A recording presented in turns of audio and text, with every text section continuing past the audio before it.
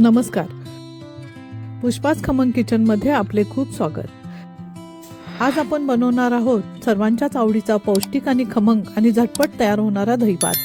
साहित्याची यादी येथे दिली आहे. गरमीच्या दिवसात हा दहीभात अमृतासमान मानला जातो. दह्यातील पोषक घटक शरीरातील इम्युनिटी मजबूत करतात. चला तर बनवायला घेऊया. प्रथम भात मोकळा करून यामध्ये दही घालून चांगले मिक्स करून घेऊ.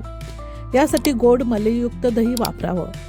आता यामध्ये चवीनुसार साखर आणि मीठ घालून घेऊ आणि चांगले एकजीव करून घेऊ. कोथिंबीर मिरची कट करून घेऊया. आले किसून घेऊ. गॅसवर तापलेल्या कढईमध्ये 2 चमचे तूप गरम झाल्यावर मोहरी, जिरे, उडीद डाळ, हरभरा डाळ, आले, हिंग, मिरची, कढीपत्ता, लाल मिरची टाकून तडका तयार करून घेऊया. हा तयार झालेला तडका दही भातावर टाकून घेऊया आणि हे चांगले मिक्स करून घेऊया. यावर थोडी कोथिंबीर टाकून घेऊ. तयार झाला आपला दहीभात.